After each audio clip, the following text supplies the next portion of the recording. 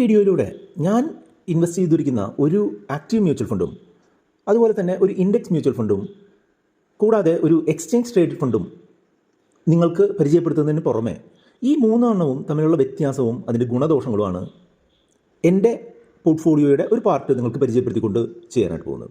20 വർഷത്തിലധികമായിട്ട് mutual ഫണ്ടുകളും സ്റ്റോക്കുകളും ETF ഒക്കെ ഉപയോഗിച്ച് financial planning നടത്തി കൊണ്ടിരിക്കുന്ന ഒരാൾ എന്നുള്ള നിലയ്ക്ക് എൻ്റെ പോർട്ട്ഫോളിയോയിൽ മ്യൂച്വൽ ഫണ്ടുകളായാലും ഇൻഡെക്സ് ഫണ്ടുകളായാലും ETF അവൈലബിൾ ആണ്. ഈ 3 ഇൻസ്ട്രുമെൻറ്റുകളുമാണ് എനിക്ക് എൻ്റെ ഒരു ക്യാപിറ്റൽ അപ്രീഷിയേറ്റ് ചെയ്യുന്നതിനായിട്ട് എന്നെ വളരെയധികം സഹായിച്ചിട്ടുള്ളത്. ഗോൾ ബേസ്ഡ് ആയിട്ട് ഒരു ലക്ഷ്യത്തിനായിട്ട് ഇൻവെസ്റ്റ് ചെയ്യുക എന്നുള്ള കാര്യത്തിന് ഏറ്റവും നല്ല ഹെൽപ്ഫുൾ ആയിട്ടുള്ള ലോങ് ടേം ഇൻവെസ്റ്റ്മെൻറ്റ് ഇൻസ്ട്രുമെൻറ്റ്സ് തന്നെയാണ് മ്യൂച്വൽ ഫണ്ടുകളും ഇൻഡെക്സ് ഫണ്ടുകളും ETF എൻ്റെ ഈ വീഡിയോയിൽ അത്തരം 3 ഇൻവെസ്റ്റ്മെൻറ്റുകളെ ഞാൻ പരിചയപ്പെടുത്തും. അതുപോലെ എൻ്റെ രീതി അനുസരിച്ച് നിങ്ങൾക്കും ഗോൾ ബേസ്ഡ് ആയിട്ടുള്ള പ്ലാനിങ് നടത്തുന്നതിനായിട്ട് എന്തെങ്കിലും സപ്പോർട്ട് വേണമെന്നുണ്ടെങ്കിൽ നമ്മുടെ വാട്സപ്പ് നമ്പർ ആയിട്ടുള്ള 8848030018 നിങ്ങൾക്ക് കോൺടാക്ട് ചെയ്യാം. ഒരു ഇൻഡസ്ട്രി സ്റ്റാൻഡേർഡിനനുസരിച്ച് അല്ലെങ്കിൽ നമ്മൾ ഓരോ മാർക്കറ്റ് അവസ്ഥയ്ക്കും അനുസരിച്ച് ഏത് തരത്തിൽ നിക്ഷേപിക്കണം, ഏത് തരത്തിൽ ചെയ്തുകൂടാ എന്ന് ഉള്ള ഒരു ഡയറക്ഷനുകൾ ആണ് നമ്മൾ ഈ ചാനലിലൂടെയും നമ്മുടെ ആസ്ക് റുപ്പി മങ്ക് എന്ന് പറഞ്ഞിട്ടുള്ള വാട്സപ്പ് നമ്പറിലൂടെയും നമ്മൾ ചെയ്തുകൊണ്ടിരിക്കുന്നത്. ഞാൻ ഒരു രജിസ്റ്റേർഡ് ആയിട്ടുള്ള ഫിനാൻഷ്യൽ അഡ്വൈസർ അല്ല. അതുകൊണ്ട് തന്നെ വീഡിയോയിൽ പറയുന്ന ഇൻവെസ്റ്റ്മെൻറ്റുകൾ ബ്ലൈൻഡായിട്ട് ഫോളോ ചെയ്യുന്നത് നിങ്ങൾക്ക് ഗുണം ചെയ്യാനായിട്ടുള്ള സാധ്യതയില്ല. ഇതൊരിക്കലും ഒരു റെക്കമെൻഡേഷൻ ആയിട്ട് എടുക്കരുത്. മ്യൂച്വൽ ഫണ്ടുകൾ, ഇൻഡെക്സ് ഫണ്ടുകൾ, ETF ഈ 3 തമ്മിലുള്ള സാമ്യങ്ങളും വ്യത്യാസങ്ങളും പറയുന്നതിന് മുമ്പായിട്ട് ആക്റ്റീവ് ഇൻവെസ്റ്റ്മെൻറ്റ് എന്താണ്, പാസീവ് ഇൻവെസ്റ്റ്മെൻറ്റ് എന്താണ് എന്നുള്ളത് നിങ്ങൾ കൃത്യമായിട്ട് മനസ്സിലാക്കിയിരിക്കണം. ആക്റ്റീവ് എന്ന് പറഞ്ഞാൽ എന്താണ്? ഒരു ഫണ്ട് മാനേജർ അയാളുടെ ടീമും യോജിക്കുന്ന സ്റ്റോക്കുകൾ എടുത്ത് അതിനെപ്പറ്റി ഡീറ്റെയിൽ ആയിട്ട് മനസ്സിലാക്കി അല്ലെങ്കിൽ അവർ ഡീൽ ചെയ്യുന്ന ഇൻസ്ട്രുമെൻറ്റിൽ ആഡ് ചെയ്യുക വഴി അതിൽ ഇൻവെസ്റ്റ് ചെയ്യുന്ന ആളുകൾക്ക് കൂടുതൽ ലാഭം കൊടുക്കാൻ സാധിക്കുമോ എന്ന് ട്രൈ ചെയ്യുന്ന സംവിധാനത്തിനെയാണ് ആക്റ്റീവ് മ്യൂച്വൽ ഫണ്ട് എന്ന് പറയുക. സാധാരണ നമ്മുടെ നാട്ടിൽ കാണുന്ന മിക്കവാറും മ്യൂച്വൽ ഫണ്ടുകളെല്ലാം തന്നെ ആക്റ്റീവ് മ്യൂച്വൽ ഫണ്ടാണ്. എന്തുകൊണ്ടാണ്? ഈ മ്യൂച്വൽ ഫണ്ട് കമ്പനി ചുമതലപ്പെടുത്തിയിട്ടുള്ള ഫണ്ട് മാനേജറും ആ ഫണ്ട് മാനേജ്മെൻറ്റ് ടീമും ആ ഒരു ഫണ്ടിൻ്റെ ഒബ്ജക്റ്റീവ്, ആ ഫണ്ട് എന്ത് ചെയ്യണം, ദീർഘകാലത്തേക്കുള്ള ക്യാപിറ്റൽ അപ്രീസിയേഷൻ, പണം വർദ്ധിപ്പിക്കുന്നതിനായിട്ടാണോ, അല്ലെങ്കിൽ ഇടക്കാലത്ത് വലിയ ഫ്ലക്ച്വേഷൻ ഇല്ലാതെ തെറ്റില്ലാത്ത ഒരു റിട്ടേൺ തരുന്നതിനായിട്ടാണോ, അല്ലെങ്കിൽ ചെറിയ കാലത്തേക്ക് നമുക്ക് സ്റ്റേബിൾ ആയിട്ടുള്ള റിട്ടേൺ തരുന്നതിനായിട്ടാണോ എന്നൊക്കെയുള്ള ഫണ്ട് ഒബ്ജക്റ്റീവുകൾക്കനുസരിച്ച് സ്റ്റോക്കുകളും കടപ്പത്രങ്ങളും ബോണ്ടുകളും ഒക്കെ പിക്ക് ചെയ്യുകയും അത് മിക്സ് ചെയ്തുകൊണ്ട് നമ്മൾക്ക് സാധാരണ കിട്ടുന്നതിനേക്കാൾ ഒരു കൂടിയ നേട്ടം, അതിനെ പറയുന്ന പേരാണ് ആൽഫ, ആ ഒരു കൂടിയ നേട്ടം നേടുന്നതിനായിട്ട് ശ്രമിക്കുന്നതിനെയാണ് എന്ത് പറയുക, ആക്റ്റീവ് ഇൻവെസ്റ്റ്മെൻറ്റ് എന്ന് പറയുക. പരാഗ് പരീഖ് ഫ്ലെക്സി ക്യാപ്പ് ഇതൊരു ആക്റ്റീവായിട്ടുള്ള മ്യൂച്വൽ ഫണ്ടാണ്. അല്ലെങ്കിൽ HDFC ഫ്ലെക്സി ക്യാപ്പ് ഒരു ആക്റ്റീവായിട്ടുള്ള മ്യൂച്വൽ ഫണ്ടാണ്. ഇത് രണ്ടും ഫ്ലെക്സി ക്യാപ്പ് കാറ്റഗറിയിലുള്ള മ്യൂച്വൽ ഫണ്ടാണ്. ഇതിനെപ്പറ്റി കമ്പയർ ചെയ്യുന്നൊരു വീഡിയോ നമ്മൾ കഴിഞ്ഞ ആഴ്ച ഇട്ടിരുന്നു. അതിന് കാണുന്നതിനായിട്ട് നിങ്ങളുടെ ഈ ബട്ടണിലുള്ള വീഡിയോ നിങ്ങൾ ഈ വീഡിയോയ്ക്ക് ശേഷം നിങ്ങൾക്ക് കാണാവുന്നതാണ്. അതിൻ്റെ ഡീറ്റെയിൽസ് ഞാൻ ഡിസ്ക്രിപ്ഷനിൽ കൊടുത്തിട്ടുണ്ട്. അപ്പോൾ ആക്റ്റീവ് എന്താണെന്ന് നിങ്ങൾക്ക് മനസ്സിലായി.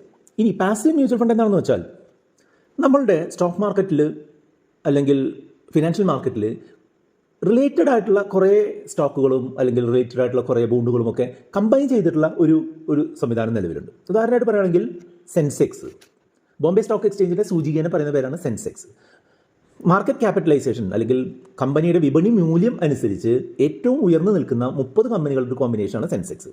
അതുപോലെ തന്നെ നാഷണൽ സ്റ്റോക്ക് എക്സ്ചേഞ്ചിൻ്റെ നിഫ്റ്റി 50 എന്ന് പറഞ്ഞിട്ടുള്ള സൂചിക എന്ന് പറഞ്ഞിട്ടുണ്ടെങ്കിൽ നാഷണൽ സ്റ്റോക്ക് എക്സ്ചേഞ്ചിൽ ലിസ്റ്റ് ചെയ്തിട്ടുള്ള മാർക്കറ്റ് ക്യാപിറ്റലൈസേഷൻ ഏറ്റവും ഉയർന്ന 50 കമ്പനികളുടെ കോമ്പിനേഷനാണ് നിഫ്റ്റി 50. അതായത് നിഫ്റ്റി 100 പോയിന്റ് കയറി അല്ലെങ്കിൽ സെൻസെക്സ് 500 പോയിന്റ് ഇടിഞ്ഞു എന്നൊക്കെ പറയുന്നത് എന്തുകൊണ്ടാണ്? ഈ അതിൽ പറയുന്ന സ്റ്റോക്കുകളുടെ വിലകൾ കൂടുകയും കുറയുന്നതിനും അനുസരിച്ചാണ് ഈ നിഫ്റ്റിയും സെൻസെക്സും ഒക്കെ കൂടുകയും കുറയുകയും ചെയ്യുന്നത്. നിഫ്റ്റിയിൽ ഉള്ള 50 സ്റ്റോക്കുകളുടെ ഈ 50 സ്റ്റോക്കുകളെല്ലാം ഒരേ അളവിലല്ല നമ്മളുടെ ഈ നിഫ്റ്റി ഇൻഡെക്സിൽ അവൈലബിൾ ആവുക. അതിനൊരു പ്രൊപ്പോർഷൻ ഉണ്ട്. നമ്മൾ ടോട്ടൽ 100 രൂപയുടെ ഒരു വാല്യൂ നോക്കുകയാണെന്നുണ്ടെങ്കിൽ ചിലപ്പോൾ അതിൽ 10 രൂപ റിലയൻസ് ആയിരിക്കും, 8 രൂപ HDFC ബാങ്ക് ആയിരിക്കും, 12 രൂപ TCS ആയിരിക്കും. ഇങ്ങനെ ഓരോന്നിനും ഓരോ അളവിലാണ് ഈ നിഫ്റ്റിയിൽ അല്ലെങ്കിൽ സെൻസെക്സിൽ അതുപോലുള്ള ഇൻഡെക്സുകളിൽ സ്റ്റോക്കുകൾ അലോക്കേറ്റ് ചെയ്തിരിക്കുക. ആ സെയിം അലോക്കേഷനിൽ, അതായത് നമ്മളിപ്പോൾ 1000 രൂപ ഇട്ടാൽ 10 രൂപ റിലയൻസിലേക്ക്, 8 രൂപ HDFCയിലേക്ക് എന്ന് പറഞ്ഞുകൊണ്ട് നമുക്ക് ഇൻവെസ്റ്റ് ചെയ്യാൻ പറ്റുന്നൊരു സിസ്റ്റം ഉണ്ടെന്നുണ്ടെങ്കിൽ അതിനെ പറയുന്ന പേരാണ് പാസീവ് ആയിട്ടുള്ള ഇൻവെസ്റ്റ്മെൻറ്റ് എന്ന് പറയാം. നിഫ്റ്റി 50യെ ട്രാക്ക് ചെയ്യുന്ന ഒരു ഇൻഡെക്സ് ഫണ്ട് ഉണ്ടെന്ന് കരുതുക.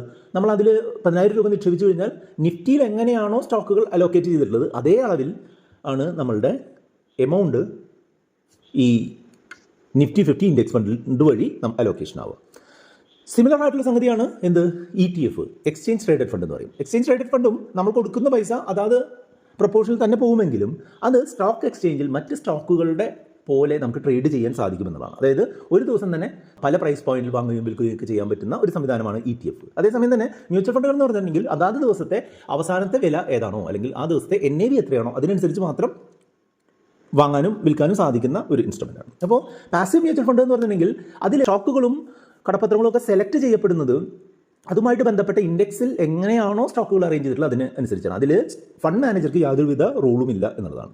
ഒരു സ്റ്റഡി ആയിട്ടുള്ള നമ്മൾ ഉദ്ദേശിക്കുന്ന തരത്തിലുള്ള റിട്ടേൺ കൺസിസ്റ്റൻ്റ് ആയിട്ട് കിട്ടണം, അത് ഒരു ഇൻഡെക്സിനനുസരിച്ച് കിട്ടണമെന്നുണ്ടെങ്കിൽ പാസീവ് ഇൻവെസ്റ്റ്മെൻറ്റ് നല്ലതായി. അതേസമയം തന്നെ നമ്മൾ കുറച്ചൊരു സ്ലൈറ്റ്ലി കൂടിയ റിസ്ക് എടുത്തുകൊണ്ട് കൂടിയ റിട്ടേൺ പ്രതീക്ഷിക്കുന്ന ഒരാളാണെന്നുണ്ടെങ്കിൽ എന്താണ് അവിടെ ആക്റ്റീവ് ആയിട്ടുള്ള മ്യൂച്വൽ ഫണ്ടുകളായിരിക്കും നമുക്ക് ആവശ്യം വരിക. ഇതിൽ തന്നെ നമുക്ക് ഒരു ട്രേഡിംഗ് രീതിയിൽ നിക്ഷേപിക്കുകയും വിൽക്കുകയും അതിൽ നിന്ന് ലാഭം എടുക്കുകയൊക്കെ ചെയ്യുന്ന ഒരു കാര്യം ചെയ്യുന്നുണ്ടെങ്കിൽ ETF ആയിരിക്കും നന്നാവുക. അപ്പോൾ ഞാൻ ഇനി പറയാൻ പോകുന്നത് എൻ്റെ 3 ഇൻവെസ്റ്റ്മെൻറ്റുകളും അതിനെ പരസ്പരം കമ്പയർ ചെയ്തുകൊണ്ടാണ് ഞാൻ മുന്നോട്ട് പോകാനായിട്ട് പോകുന്നത്. ആക്റ്റീവ് മ്യൂച്വൽ ഫണ്ടിലായിട്ട് ഇപ്പോൾ എൻ്റെ പോർട്ട്ഫോളിയോയിലുള്ള ഒരു ആക്റ്റീവ് മ്യൂച്വൽ ഫണ്ട് എന്ന് പറഞ്ഞിട്ടുണ്ടെങ്കിൽ മിറേ അസറ്റിൻ്റെ ടാക്സ് സേവർ ഫണ്ടാണ്. മിറേ അസറ്റിൻ്റെ ടാക്സ് സേവർ എന്ന് പറഞ്ഞിട്ടുണ്ടെങ്കിൽ ഒരു ഇൻകം ടാക്സ് ബെനിഫിറ്റ് കിട്ടുന്നതിനായിട്ട്, ഇപ്പോൾ ഇൻകം ടാക്സ് ബെനിഫിറ്റ് ഒന്നും കിട്ടില്ല, മുൻപ് ഇൻകം ടാക്സ് ബെനിഫിറ്റ് കിട്ടുന്നതിനായിട്ട് 1.5 ലക്ഷം രൂപ വരെ നമുക്ക് ടാക്സ് ബെനിഫിറ്റ് ATC എന്ന് പറഞ്ഞിട്ടുള്ള ഒരു സെക്ഷൻ വഴി നമുക്ക് 1.5 ലക്ഷം രൂപ വരെ ടാക്സ് ലാഭിക്കാൻ സാധിക്കുമായിരുന്ന ഒരു തരത്തിലുള്ള ഫണ്ടാണ്. പക്ഷേ നിർമ്മല സീതാരാമൻ അവതരിപ്പിച്ച ലാസ്റ്റ് 2 ബഡ്ജറ്റുകളിൽ അത്തരം ക്ലോസുകൾ വഴി ടാക്സ് ലാഭിക്കാനുള്ള ഓപ്പർച്യൂണിറ്റികൾ പരമാവധി ഇല്ലാതാക്കിയിരിക്കുകയാണ്. അതുകൊണ്ട് തന്നെ ഇപ്പോൾ ഞാൻ ഈ ഫണ്ടിൽ ഇൻവെസ്റ്റ് ചെയ്യുന്നില്ല. പക്ഷേ എൻ്റെ കയ്യിൽ ഈ മിറേ അസറ്റ് ടാക്സ് സേവർ എന്ന് പറഞ്ഞിട്ടുള്ള ഫണ്ട് മുൻപ് ഞാൻ ഇൻവെസ്റ്റ് ചെയ്തിട്ടുള്ള ഫണ്ട് ഉണ്ട്. അപ്പോൾ അതാണ് ഞാൻ ഇന്ന് എടുക്കാൻ പോകുന്ന ആക്റ്റീവ് മ്യൂച്വൽ ഫണ്ട്. അതായത് ഈ മ്യൂച്വൽ ഫണ്ടിൽ ആ മിറേ അസറ്റിൻ്റെ fund manager Mirae asset tax സേവറിലേക്ക് വരുന്ന പൈസയും അയാളുടെ ബുദ്ധിക്കും അയാളുടെ ടീമിൻ്റെ ഒരു അനാലിസിസിനും അനുസരിച്ച് സ്റ്റോക്കുകൾ വാങ്ങുകയും വിൽക്കുകയാണ് ചെയ്യുന്നത്. അതേസമയം തന്നെ ഇൻഡെക്സ് ഫണ്ട് എന്ന് പറഞ്ഞിട്ടുള്ള ഒരു കാറ്റഗറി എൻ്റെ കയ്യിലുണ്ട്. അതിന് ഉദാഹരണമായിട്ട് പറയുകയാണെങ്കിൽ UTIയുടെ നിഫ്റ്റി 50 ഇൻഡെക്സ് ഫണ്ട് എന്ന് പറഞ്ഞൊരു ഫണ്ട് എൻ്റെ കയ്യിലുണ്ട്. ഈ UTIയുടെ നിഫ്റ്റി 50 ഇൻഡെക്സ് ഫണ്ട് എന്താ ചെയ്യുകയെന്ന് വെച്ചാൽ നിഫ്റ്റി 50 അല്ലെങ്കിൽ ഇന്ത്യയിലെ 50 പ്രധാന കമ്പനികൾ, നാഷണൽ സ്റ്റോക്ക് എക്സ്ചേഞ്ചിൻ്റെ നിഫ്റ്റി സൂചികയിലുള്ള 50 പ്രധാന കമ്പനികൾ അതേ പ്രപ്പോർഷനിൽ വാങ്ങുക വഴി നമുക്ക് ഇൻവെസ്റ്റ് ചെയ്യാനായിട്ട് സഹായിക്കുന്ന ഫണ്ടുകളാണ്. അതുപോലെ മൂന്നാമത്തെ തരം എന്ന് പറഞ്ഞിട്ടുണ്ടെങ്കിൽ ETF ആണ്. ETF എന്ന് പറഞ്ഞിട്ടുണ്ടെങ്കിൽ ജൂനിയർ ബീസ് എന്ന് പറഞ്ഞൊരു ETF എൻ്റെ കയ്യിലുണ്ട്. ജൂനിയർ ബീസ് എന്ന് പറഞ്ഞിട്ടുണ്ടെങ്കിൽ ഇന്ത്യയിലെ 51 മുതൽ 100 വരെയുള്ള കമ്പനികൾ, അതായത് അത്ര വലുതുമല്ല എന്നാൽ തീരെ ചെറുതുമല്ലാത്ത 51 മുതൽ 100 വരെ സ്ഥാനങ്ങളിൽ നിൽക്കുന്ന ജൂനിയർ നിഫ്റ്റി കമ്പനികൾ ഇൻവെസ്റ്റ് ചെയ്യുന്ന അല്ലെങ്കിൽ അതിൽ ട്രേഡ് ചെയ്യാൻ സഹായിക്കുന്ന ജൂനിയർ ബീസ് എന്ന് പറഞ്ഞൊരു എക്സ്ചേഞ്ച് ട്രേഡ് ഫണ്ടുണ്ട്. ഈ 3 ആണ് നമ്മൾ കമ്പയർ ചെയ്യാനായിട്ട് പോകുന്നത്. ആദ്യമായിട്ട് ഇത് നമ്മൾ വാങ്ങുമ്പോഴും വിൽക്കുമ്പോഴും ഒക്കെയുള്ള കോസ്റ്റ് അല്ലെങ്കിൽ നമ്മളിത് മെയിൻറ്റെയിൻ ചെയ്ത് കൊണ്ടുപോകുമ്പോഴുള്ള കോസ്റ്റ് ആക്റ്റീവ് മ്യൂച്വൽ ഫണ്ടുകളിൽ ഇപ്പോൾ മിറേ അസറ്റിന് നമ്മൾ കൊടുക്കേണ്ട കോസ്റ്റ് എന്ന് പറഞ്ഞാൽ കൂടുതലാണ്.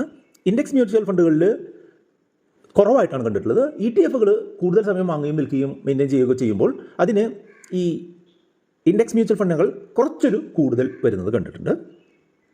അതേപോലെ തന്നെ ഇതിൽ നമ്മൾക്കൊരു ഔട്ട് പെർഫോമൻസ് അല്ലെങ്കിൽ സാധാരണ ഒരു മാർക്കറ്റിൽ നിന്ന് കിട്ടുന്ന റിട്ടേണിനേക്കാൾ കൂടുതൽ കിട്ടുമോ എന്ന് ചോദിച്ചു കഴിഞ്ഞാൽ മിറേ അസറ്റ് ടാക്സ് സേവറിൽ ആ ഒരു ഔട്ട് പെർഫോമൻസ് നമുക്ക് പ്രതീക്ഷിക്കാവുന്നതാണ്. അതേസമയം തന്നെ ഇൻഡെക്സ് ഫണ്ടുകൾ UTI നിഫ്റ്റി 50 ഇൻഡെക്സ് ഫണ്ടിൽ നമുക്ക് അങ്ങനെ ഒരു ഔട്ട് പെർഫോമൻസ് നമുക്ക് പ്രതീക്ഷിക്കാനായിട്ട് സാധിക്കില്ല. കാരണം എന്താണെന്ന് വെച്ചാൽ നിഫ്റ്റിയിൽ എങ്ങനെയാണോ സ്റ്റോക്കുകൾ അറേഞ്ച് ചെയ്തിട്ടുള്ളത് അതുപോലെയാണ് ഇൻഡെക്സ് ഫണ്ടിലും അറേഞ്ച് ചെയ്തിട്ടുള്ളത്. ETF-ലും അതേപോലെ തന്നെ നമുക്ക് ഒരു ഔട്ട് പെർഫോമൻസ് നമുക്ക് പ്രതീക്ഷിക്കാനായിട്ട് സാധിക്കില്ല. സ്റ്റോക്കുകൾ ഫ്ലെക്സിബിൾ ആയിട്ട് ചേഞ്ച് ചെയ്യാൻ സാധിക്കുന്നതാണോ എന്നുള്ളതാണ് അടുത്ത പാരാമീറ്ററായിട്ട് ഞാൻ നോക്കുന്നത്. അത് ആക്റ്റീവ് മ്യൂച്വൽ ഫണ്ടുകളിൽ ഫണ്ട് മാനേജറുടെ ആവശ്യങ്ങൾക്കനുസരിച്ച് ഫ്ലെക്സിബിലിറ്റി ഉണ്ട്. അതായത് നമുക്ക് ഇപ്പോൾ മിറേ അസറ്റ് ടാക്സ് സേവറിൽ TCS എന്ന് പറഞ്ഞൊരു കമ്പനി ഉണ്ട്. ഫണ്ട് മാനേജർക്ക് തോന്നുകയാണ് ഈ TCS വേണ്ട, എനിക്ക് നാളെ മുതൽ ഇൻഫോസിസ് മതി എന്നുണ്ടെങ്കിൽ ആ ഒരു ചേഞ്ച് അദ്ദേഹത്തിന് വരുത്താൻ എളുപ്പമുണ്ട്. പക്ഷേ ഇൻഡെക്സ് ഫണ്ടിൽ ഇപ്പോൾ UTI നിഫ്റ്റി 50 ഇൻഡെക്സ് ഫണ്ടിൽ നിന്ന് TCS എടുത്തു മാറ്റാനായിട്ട് ആര് വിചാരിച്ചാലും സാധിക്കില്ല. അത് എപ്പോഴാണ് അങ്ങനെ എടുത്തു മാറ്റുക? നിഫ്റ്റിയിൽ 50 കമ്പനികളുടെ ലിസ്റ്റിൽ നിന്ന് TCS പുറത്താവുകയാണെങ്കിൽ മാത്രമേ അത് എടുത്തു മാറ്റപ്പെടുകയുള്ളൂ. അതേപോലെ തന്നെയാണ് ETF-ൽ നിന്നും നമ്മൾ നിക്ഷേപിക്കുന്ന തുക TCS-ലേക്ക് പോകാതിരിക്കണം എന്നുണ്ടെങ്കിൽ അങ്ങനെ ചെയ്യാനായിട്ട് സാധിക്കില്ല. ആകെയുള്ള ഒരു വഴി എന്ന് പറഞ്ഞിട്ടുണ്ടെങ്കിൽ ഇൻഡെക്സിൽ നിന്ന് അത് ഒഴിവായി പോകുക എന്ന് മാത്രമാണ്. റിസ്ക് അവോയ്ഡൻസ് എന്ന് പറഞ്ഞാൽ നമ്മൾ കൊടുക്കുന്ന പൈസ നഷ്ടപ്പെട്ടു പോകാനുള്ള സാധ്യത ഒഴിവാക്കാനായിട്ട് ഫണ്ട് മാനേജർക്ക് കഴിയുമെന്ന് ചോദിച്ചു കഴിഞ്ഞാൽ ഒരു പരിധിവരെ ആക്റ്റീവ് മ്യൂച്വൽ ഫണ്ടുകളിൽ കഴിയുമെന്നാണ് എൻ്റെ ഒരു അഭിപ്രായം. അതേസമയം തന്നെ ഇപ്പോൾ ഇൻഡെക്സ് ഫണ്ടിൽ ETF-ലും അങ്ങനെ ഒരു റിസ്ക് ഒഴിവാക്കാനായിട്ട് സാധിക്കില്ല. ഉദാഹരണമായിട്ട് പറയുകയാണെങ്കിൽ യെസ് ബാങ്ക് എന്ന് പറഞ്ഞൊരു ഓഹരി ഇപ്പോൾ നിഫ്റ്റി 50-ലുള്ള ഒരു ഓഹരിയാണ് എന്നുണ്ടെങ്കിൽ യെസ് ബാങ്കിൽ വലിയൊരു മാൽ പ്രാക്ടീസ് നടന്നു. ആ യെസ് ബാങ്കിൻ്റെ ഓഹരി 50% ഇടിഞ്ഞു കഴിഞ്ഞിട്ടുണ്ടെന്നുണ്ടെങ്കിലും ഈ ഇൻഡെക്സ് ഫണ്ടും ETF-ലും ഇൻവെസ്റ്റ് ചെയ്ത ആൾ അത് സഹിക്കുകയേ നിവൃത്തിയുള്ളൂ. അതേസമയം തന്നെ അങ്ങനെ ഒരു റിസ്ക് മുന്നിൽ കണ്ടുകൊണ്ട് ആക്റ്റീവ് മ്യൂച്വൽ ഫണ്ടിൽ മിറേ അസറ്റ് ടാക്സ് സേവർ പോലുള്ള ആക്റ്റീവ് മ്യൂച്വൽ ഫണ്ടിൽ ഫണ്ട് മാനേജർ ആ റിസ്ക് മുന്നിൽ കണ്ടുകൊണ്ട് അതിനെ ഒഴിവാക്കിയാൽ ആ റിസ്ക് ഒഴിവാക്കാനായിട്ട് സാധിക്കുമെന്നുള്ളതാണ്. ഇതിൽ ഒരു റിസർച്ച് സെൻട്രിക് ആയിട്ടുള്ള ഒരു അപ്രോച്ച് ആണോ ഇത് ഫോളോ ചെയ്യുന്നതെന്ന് ചോദിച്ചു കഴിഞ്ഞാൽ ആക്റ്റീവ് മ്യൂച്വൽ ഫണ്ടുകൾ തീർച്ചയായിട്ടും റിസർച്ച് സെൻട്രിക് ആയിട്ടുള്ള അപ്രോച്ചാണ് ഫോളോ ചെയ്യുന്നത്. ഇൻഡെക്സ് ഫണ്ടുകളും ETF കളും യാതൊരു വിധ റിസർച്ചിൻ്റെ ആവശ്യമില്ല. ഇൻഡെക്സിൽ എങ്ങനെയാണോ സ്റ്റോക്ക് അതിനനുസരിച്ച് അവിടെ വരും. ഫണ്ട് മാനേജർ ഡിപ്പെൻഡൻസി ഉണ്ടോ എന്ന് ചോദിച്ചു കഴിഞ്ഞിട്ടുണ്ടെങ്കിൽ എവിടെയാണ് ഫണ്ട് മാനേജർ ഡിപ്പെൻഡൻസി ഉള്ളത്? ആക്റ്റീവ് മ്യൂച്വൽ ഫണ്ടുകളിൽ ഫണ്ട് മാനേജറിൻ്റെ തീരുമാനങ്ങൾ വളരെ പ്രധാനപ്പെട്ടതാണ്. അതുകൊണ്ടാണ് പലപ്പോഴും പല ആക്റ്റീവ് മ്യൂച്വൽ ഫണ്ടുകളും ഒരു ഫണ്ട് മാനേജർ മാറി പുതിയൊരു ഫണ്ട് മാനേജർ വരുമ്പോൾ ചിലപ്പോൾ മോശമായിട്ട് പെർഫോം ചെയ്യുന്നതൊക്കെ കാണുന്നത്. അതേസമയം തന്നെ നിഫ്റ്റി 50 ഇൻഡെക്സ് ഫണ്ടോ അല്ലെങ്കിൽ ജൂനിയർ ബീസ് പോലുള്ള ETF-കളിലോ ഫണ്ട് മാനേജർക്ക് യാതൊരുവിധ റോളും കാര്യമായിട്ടില്ല എന്ന് പറയുന്നതുകൊണ്ടാണ്. ഈ മ്യൂച്വൽ ഫണ്ടിൽ എന്തൊക്കെയുണ്ട് അല്ലെങ്കിൽ നമ്മൾ ചെയ്യുന്ന ഇൻവെസ്റ്റ്മെൻറ്റുകൾ ഏതിലേക്കൊക്കെ പോകുന്നു എന്ന് മനസ്സിലാക്കുക അല്ലെങ്കിൽ അവരുടെ അപ്രോച്ച് മനസ്സിലാക്കാനായിട്ട് സാധിക്കുന്ന ഒരു കോംപ്ലക്സിറ്റി ഉള്ളതാണോ എന്ന് നോക്കുകയാണെന്നുണ്ടെങ്കിൽ ഇത് കോംപ്ലക്സ് ആയിട്ടുള്ള ഒരു സംഗതിയാണ് ഇത് ആക്റ്റീവ് മ്യൂച്വൽ ഫണ്ട് എന്നാണ് എൻ്റെ ഒരു അഭിപ്രായം. ഇൻഡെക്സ് ഫണ്ടും ETF-ഉം താരതമ്യേന കോംപ്ലക്സിറ്റി കുറഞ്ഞിട്ടുള്ള ഇൻസ്ട്രുമെൻറ്റ്സ് ആയിട്ടാണ് കാണുന്നത്. അതായത് അതിൻ്റെ ഒരു ട്രാൻസ്പെറൻസിയും അത് ചെയ്യുന്ന ഒരു രീതിയും ഒരു സ്റ്റാൻഡേർഡ് ആയിട്ടുള്ള പ്രൊസീജിയേഴ്സാണ് എന്നുള്ളതാണ് ഞാൻ പറഞ്ഞു വരുന്നത്. അതുപോലെ തന്നെ ആക്റ്റീവ് മ്യൂച്വൽ ഫണ്ടുകൾ ട്രാൻസ്പെറൻസി കുറവാണ് എന്നുള്ളത് ഞാൻ പറഞ്ഞു കഴിഞ്ഞു. ഇൻഡെക്സ് മ്യൂച്വൽ ഫണ്ടുകൾക്കും അതുപോലെ ETF-കൾക്കും ട്രാൻസ്പെറൻസി ഉണ്ട്. അതായത് നിഫ്റ്റിയിൽ ഏതൊക്കെ സ്റ്റോക്ക് ഉണ്ട് എന്നുള്ളത് നമുക്ക് എല്ലാവർക്കും അറിയാവുന്ന ഒരു കാര്യമാണ്, എപ്പോഴും അറിഞ്ഞുകൊണ്ടിരിക്കാവുന്ന കാര്യമാണ്.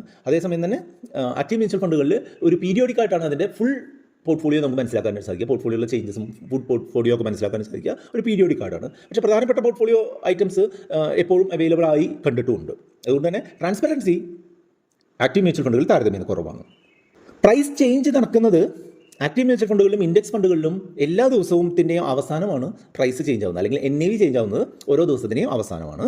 അതേസമയം തന്നെ ETF-കളുടെ പ്രൈസ് 9:15 മുതൽ 3:30 വരെ ഓരോ സെക്കൻഡിലും പ്രൈസ് ചേഞ്ച് ആയിക്കൊണ്ടിരിക്കും. അതായത് കൂടുതൽ ആളുകൾ വാങ്ങാനുണ്ടെങ്കിൽ ETF-ൻ്റെ പ്രൈസ് കൂടും, കുറവ് ആളുകളെ വാങ്ങാനുള്ളൂ, കൂടുതൽ ആളുകൾ വിൽക്കുകയാണെങ്കിൽ ETF-ൻ്റെ പ്രൈസ് കുറഞ്ഞു പോകും. പക്ഷേ ഒരു ഡേ എൻഡിനോടനുബന്ധിച്ച് അതിൻ്റെ പ്രൈസ് സാധാരണ ഒരു ഇൻഡെക്സിൻ്റെ ലെവലിലേക്ക് എത്താറുമുണ്ട് എന്നതാണ്. അപ്പോൾ പ്രൈസ് ഫ്ലക്ച്വേഷൻ പ്രതീക്ഷിക്കുന്നൊരു ഇൻസ്ട്രുമെൻറ്റ് ആണ് ETF-കൾ. മറ്റ് രണ്ടിലും പ്രൈസ് ഫ്ലക്ച്വേഷൻ പ്രതീക്ഷിക്കാനായിട്ട് സാധിക്കില്ല. SWP, STP പോലുള്ള കാര്യങ്ങൾ നമുക്ക് ആക്റ്റീവ് മ്യൂച്വൽ ഫണ്ടുകളിലും ഇൻഡെക്സ് ഫണ്ടുകളിലും ചെയ്യാം. അതേസമയം ETF-കളിൽ അത് ചെയ്യാനായിട്ട് ബുദ്ധിമുട്ടാണ്. STP, SWP എന്ന് പറഞ്ഞാൽ എന്താണ്? Systematic transfer plan. നമ്മൾക്ക് ഒരു ഫണ്ട് മാനേജ്മെൻറ്റ് കമ്പനിയിലുള്ള ഒരു ഇൻവെസ്റ്റ്മെൻറ്റ് അതേ ഫണ്ട് മാനേജ്മെൻറ്റ് കമ്പനിയിലെ മറ്റൊരു ഫണ്ടിലേക്ക് ട്രാൻസ്ഫർ ചെയ്യുന്നതിനെയാണ് STP എന്ന് പറയുക. അതേപോലെ തന്നെ ഒരു പ്രത്യേക ദിവസം ഒരു ഫണ്ട് മാനേജ്മെൻറ്റ് കമ്പനിയുടെ ഒരു ഫണ്ടിൽ നമ്മൾ ഇൻവെസ്റ്റ് ചെയ്തിട്ടുള്ള തുക ഓരോ മാസത്തിൻ്റെ നിശ്ചിത ദിവസം നമുക്ക് പിൻവലിക്കാവുന്ന രീതിയിലാണ് SWP എന്ന് പറയുക. ഈ രണ്ട് കാര്യങ്ങളും ആക്റ്റീവ് മ്യൂച്വൽ ഫണ്ടുകളിലും ഇൻഡെക്സ് ഫണ്ടുകളിലും അവൈലബിൾ ആണ്. അതേസമയം തന്നെ ETF-കളിൽ നമുക്ക് അങ്ങനെ ചെയ്യാൻ സാധിക്കില്ല. SIP ചെയ്യാനുള്ള പ്രൊവിഷൻ ഇപ്പോൾ എല്ലാത്തിലും ഉണ്ട്. അതായത് ആക്റ്റീവ് മ്യൂച്വൽ ഫണ്ടായാലും ഇൻഡെക്സ് ഫണ്ടായാലും ETF ആയാലും നമുക്ക് SIP ചെയ്യാം, സിസ്റ്റമാറ്റിക് ഇൻവെസ്റ്റ്മെൻറ്റ് ചെയ്യാം. നമുക്ക് പറയാം എല്ലാ ദിവസവും എനിക്ക് ഒരു 100 ക്വാണ്ടിറ്റി ETF വാങ്ങണം, 100 ക്വാണ്ടിറ്റി ഇൻഡെക്സ് ഫണ്ട് വാങ്ങണം, 100 ക്വാണ്ടിറ്റി ആക്റ്റീവ് മ്യൂച്വൽ ഫണ്ട് വാങ്ങണം, അങ്ങനെ വേണമെങ്കിൽ പറയാം. അല്ലെങ്കിൽ 1000 രൂപയ്ക്ക് എല്ലാം വാങ്ങണം എന്ന് പറയാം. ഇതെല്ലാം ഓപ്ഷൻ എല്ലാം ഉണ്ട്. അതേസമയം നമുക്ക് അത് വീക്ക്ലി, മന്ത്ലി, ക്വാർട്ടർലി അങ്ങനെ നമുക്ക് ആവശ്യമുള്ള സമയത്ത് വാങ്ങാൻ സിസ്റ്റമാറ്റിക്കായിട്ട് വാങ്ങാനുള്ള പ്രൊവിഷൻ ഉണ്ട്. ഡിമാറ്റ് അക്കൗണ്ട് ആവശ്യം ഇല്ല എന്നുള്ളതാണ് ആക്റ്റീവ് മ്യൂച്വൽ ഫണ്ടുകൾക്കും ഇൻഡെക്സ് ഫണ്ടുകൾക്കുള്ള പ്രത്യേകത. പക്ഷേ ETF-കൾ വാങ്ങാനും വിൽക്കാനും ഡിമാറ്റ് അക്കൗണ്ടുകളുടെ ആവശ്യമുണ്ട്. ട്രേഡിംഗ് നടക്കുമോ ഇല്ലയോ എന്ന് ചോദിച്ചു കഴിഞ്ഞാൽ ആക്റ്റീവ് മ്യൂച്വൽ ഫണ്ടുകളും ഇൻഡെക്സ് ഫണ്ടുകളിലും ഒരേ ദിവസം വാങ്ങി വിൽക്കുന്ന ട്രേഡിംഗ് പരിപാടി നടക്കില്ല. അതേസമയം ETF-കളിൽ ട്രേഡിംഗ് പരിപാടി നടക്കും. ഒരു ദിവസം നമ്മൾ ഇൻവെസ്റ്റ് ചെയ്ത് കഴിഞ്ഞാൽ നമ്മൾക്ക് അന്ന് കിട്ടുന്ന പൈസ അല്ലെങ്കിൽ കിട്ടുന്ന ഇത് ഏത് വിലയ്ക്കാണ് എന്നുള്ളത് പ്രെഡിക്റ്റ് ചെയ്യാൻ പറ്റുമോ എന്ന് ചോദിച്ചു കഴിഞ്ഞാൽ ഇൻഡെക്സ് ഫണ്ടുകളിലും ആക്റ്റീവ് മ്യൂച്വൽ ഫണ്ടുകളിലും അങ്ങനെ നമുക്ക് പ്രെഡിക്റ്റ് ചെയ്യാൻ പറ്റില്ല. കാരണം എന്താണ്? ആ ദിവസത്തിൻ്റെ അവസാനം എന്താണോ അതിൻ്റെ വില അതായിരിക്കും നമുക്ക് കിട്ടുക. അത് നമ്മൾ ഓരോ ദിവസവും ഇപ്പോഴത്തെ സമയക്രമം അനുസരിച്ച് 3 മണിക്ക് മുൻപ് നമ്മൾ ഇൻവെസ്റ്റ് ചെയ്യുന്ന തുക ഈ മ്യൂച്വൽ ഫണ്ട് കമ്പനിയുടെ ബാങ്ക് അക്കൗണ്ടിൽ എത്തിക്കഴിഞ്ഞാൽ അന്ന് വൈകിട്ട് ഈ ഇൻഡെക്സ് ഫണ്ടിനോ അല്ലെങ്കിൽ ആക്റ്റീവ് ഫണ്ടിനോ എത്രയാണോ വില അത് നിങ്ങൾക്ക് അലോക്കേറ്റ് ചെയ്ത് കിട്ടുകയാണ് ചെയ്യുക. അതേസമയം ETF-കളാകുമ്പോൾ നമ്മൾ ഈ 9:15 മുതൽ 3:30 വരെയുള്ള ഏത് സമയത്തും നമ്മൾക്ക് ആവശ്യമുള്ള പ്രൈസിൽ വാങ്ങാനും വിൽക്കാനും സാധിക്കും എന്നുള്ളതാണ്. അതുകൊണ്ട് തന്നെ നമുക്ക് പ്രൈസ് പ്രെഡിക്റ്റ് ചെയ്തുകൊണ്ട് മുന്നോട്ട് പോകാം എന്നുള്ളതാണ്. ഇതാണ് ഈ ആക്റ്റീവ് മ്യൂച്വൽ ഫണ്ടുകളെയും ഇൻഡെക്സ് ഫണ്ടുകളെയും ETF-കളുടെയും തമ്മിലുള്ള വ്യത്യാസം. ഇനി ഏത് വാങ്ങണം എന്നുള്ള ഒരു കൺക്ലൂഷൻ കൂടെ പറഞ്ഞ് ഈ വീഡിയോ അവസാനിപ്പിക്കാം. നിങ്ങളുടെ ഗോളുകൾ, റിസ്ക്, നിങ്ങൾക്ക് എത്ര സമയം ഇൻവെസ്റ്റ് ചെയ്യാൻ ഉണ്ട്, അതുപോലെ നിങ്ങളുടെ പ്രിഫറൻസ് എന്താണ് എന്നുള്ളതിനനുസരിച്ച് നിങ്ങൾക്ക് ഇത് മൂന്നിൽ നിന്ന് ഏതെങ്കിലും ചൂസ് ചെയ്യാം. എൻ്റെ ഒരു അഭിപ്രായത്തിൽ ഇൻഡെക്സ് ഫണ്ടുകൾ ഒരു സിമ്പിളായിട്ട് ഒരു ലോങ് ടേം ഗ്രോത്ത് നിങ്ങൾക്ക് അച്ചീവ് ചെയ്യുന്നതിനായിട്ട് ഒരു സിമ്പിളായിട്ടുള്ള ഒരു ലോ കോസ്റ്റ് ഇൻവെസ്റ്റ്മെൻ്റ് ആണ് ഈ ഇൻഡെക്സ് ഫണ്ടുകൾ എന്ന് തീർച്ചയായിട്ടും പറയാം. ഒരു മാർക്കറ്റ് എന്തുമാത്രം റിട്ടേൺ തരുന്നു അതിനനുസരിച്ചുള്ള റിട്ടേൺ ഇൻഡെക്സ് ഫണ്ടുകൾ തരും.